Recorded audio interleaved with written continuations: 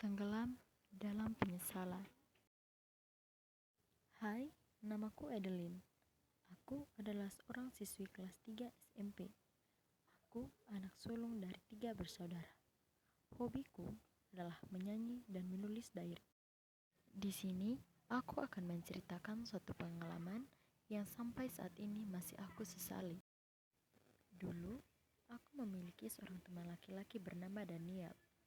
Aku dan dia sudah berteman lama dan sangat akrab. Aku mulai mengenalnya saat kami masih duduk di bangku taman kanak-kanak. Dia adalah orang yang sangat baik, lucu, dan juga ramah. Kebetulan, orang tua kami berteman, sehingga aku kerap kali bertemu Daniel. Aku memiliki banyak teman saat TK, namun Daniel yang paling dekat denganku. Rumah kami juga cukup dekat. Aku menghabiskan 3 tahun masa TK dengan penuh kegembiraan bersama teman-temanku yang super seru. Aku memang seorang anak yang ramah.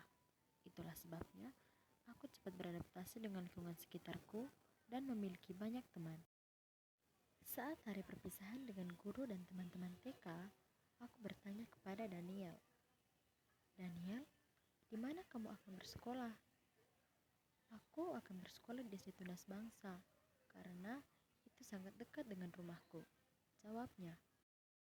Ia pun bertanya kepadaku, kalau kamu? Sepertinya aku akan bersekolah di tempat ayahku bekerja. Ya, kita pasti tidak akan sering bertemu. Tidak apa-apa, kita masih bisa berkomunikasi lewat HP, kataku. Benar juga, baiklah kalau begitu, kata Daniel. Obrolan kami pun berakhir. Sebagai seorang anak kecil yang hanya tahu caranya bermain, aku tidak terlalu memikirkan hal tersebut. Saat masuk SD, aku merindukan teman-temanku. Aku sangat merindukan mereka semua karena hanya aku yang masuk di sekolah berbeda. Kebanyakan teman-temanku bersekolah di SD Tunas Bangsa. Tetapi, aku mulai belajar untuk beradaptasi dengan teman-teman baruku. Sekarang tahun 2019. Sudah 3 tahun aku menjalani masa SD-ku dengan sangat bahagia karena dikelilingi oleh teman-teman yang sangat baik dan seru. Aku juga sudah sedikit melupakan teman TK-ku. Tapi saat pergi ke gereja di hari Minggu, aku pasti akan bertemu dengan beberapa temanku yang lain termasuk Daniel. Tapi sekarang kami mulai asing. Mungkin karena kami semua masing-masing telah memiliki teman baru, kami jadi saling melupakan satu sama lain. Sekarang juga, aku jarang melihat Daniel di gereja saat hari Minggu. Padahal, dia adalah tipe anak yang sangat rajin ke gereja. Di suatu hari Minggu yang cerah, ketika selesai mengikuti perayaan Ekaristi, aku dan ayahku bertemu dengan ayah Daniel, namanya Paman Andi. Mereka mulai mengobrol tentang banyak hal. Ayahku juga menanyakan kabar keluarganya. Seketika, wajah Paman Andi langsung sedih. Dia bilang kepada ayahku kalau Daniel sedang menderita sakit parah, yaitu leukemia. Aku sangat terkejut mendengar hal itu. Namun, aku tidak berani bertanya kepada Paman Andi. Aku takut kalau dia akan semakin sedih. Setelah mengobrol cukup lama, ayah mengajakku berpamitan kepada Paman Andi.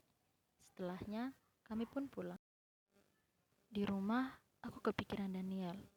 Aku jadi sangat merindukan dia. Tapi, aku juga sangat berharap agar ia cepat sembuh dari sakit yang ia derita. 2 minggu setelah itu, tepat pada hari Sabtu sore, aku pergi ke gereja bersama teman-temanku. Kami pergi untuk mengikuti salah satu kegiatan untuk anak-anak seusia kami.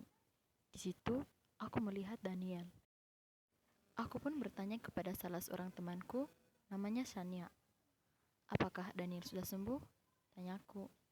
Aku tidak tahu, selama ini ia jarang bersekolah. Banyak yang bilang kalau dia sedang sakit, tapi sekarang dia sudah bersekolah lagi, jawab Shania. Aku pun mengangguk. Kapan dia masuk sekolah? Aku kembali bertanya. Mungkin hari Senin minggu lalu. Oh, baiklah. Kami pun masuk ke dalam gereja untuk mengikuti kegiatannya. Saat tiba waktu break, aku memilih untuk pergi membeli jajan bersama Sania. Saat kami selesai membeli jajan, kami langsung menuju ke gereja. Namun, saat tiba di depan gereja, aku melihat Daniel bersama teman-temannya. Aku berusaha untuk bersikap tidak peduli akan keberadaannya. Aku bahkan tidak menoleh ke arahnya. Namun, saat aku dan Sania tengah berjalan, tiba-tiba Daniel memanggilku. Edelin, aku cukup kaget mendengar dia memanggilku. Aku menoleh ke arahnya dengan wajah datar. Daniel tersenyum lebar ke arahku, membuat aku pun ikut memberikan senyum tipis ke arahnya. Tangannya melambai ke arahku. Namun, aku tidak peduli dan langsung menarik tangan Sania agar segera pergi dari situ. Sania menyuruhku untuk berhenti, namun aku tidak mengiyakan. Saat di dalam gereja, Sania mengatakan sesuatu kepadaku. Tadi, aku melihat wajah Daniel sangat sedih karena kamu tidak menghiraukannya.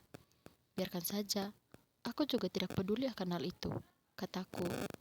Sania hanya menghela napas mendengar jawabanku.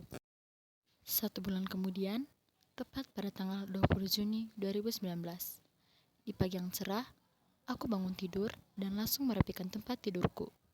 Setelah membereskan kamar, aku langsung keluar. Saat keluar dari kamar, aku mendapati ayahku berdiri di depan kamar dan raut wajahnya terlihat sedih.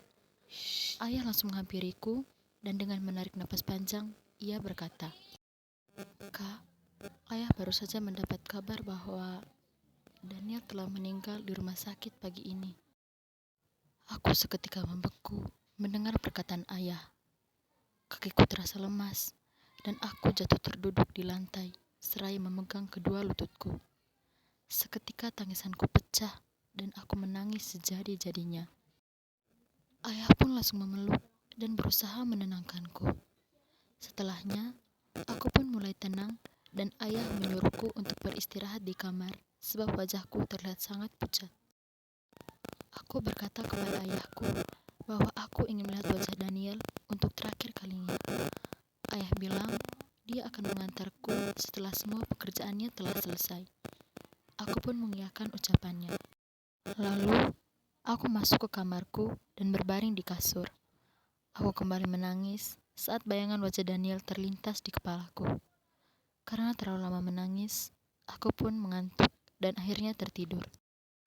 Aku tertidur sangat lama dan tersadar pada pukul 11.30.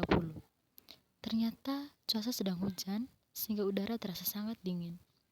Aku pun memakai sweater dan keluar dari kamar. Aku mendapati ayahku sedang duduk di kursi dan tengah berkutat dengan laptopnya. Aku berjalan ke arah ayahku dan duduk pada kursi yang berada di sampingnya. Aku pun bertanya kepada ayahku, "Ayah, kapan kita akan pergi ke rumah Daniel?" "Maafkan ayah, Lin. Sebenarnya, ayah telah pergi ke rumah Daniel saat kamu masih tidur tadi. Ayah tidak tega membangunkanmu," jawab ayahku. Aku terkejut mendengar hal itu dan aku kembali menangis. Ayah kemudian memelukku dan berkata, "Tenanglah nak, jangan menangis. Ikhlaskan Daniel." Aku mengangguk sebagai jawaban. Berhari-hari, bahkan berminggu-minggu, aku menjalani hari-hariku dengan perasaan bersalah dan juga sedih. Aku masih sangat merindukan Daniel, tapi aku juga tetap belajar untuk mengikhlaskannya. Saat genap 1 tahun kepergian Daniel, aku dan Sania pergi mengunjungi makamnya untuk pertama kalinya. Di sana, aku menangis dan mencurahkan seluruh isi hatiku. Aku mengucapkan berkali-kali kata maaf atas apa yang telah aku lakukan. Satu hal yang masih menjadi penyesalanku sampai sekarang adalah mengapa aku tak ingin berbicara dengannya walau hanya sedikit pada waktu itu. Mungkin perasaan asinglah yang membuat aku seperti itu. Atau mungkin aku tidak akan semenyesal ini jika kami sempat mengobrol pada waktu itu. Rasa rindu kepada Daniel juga tak bisa kuhapuskan. Bertahun-tahun ia meninggalkanku, tak membuat rasa rindu itu hilang begitu saja.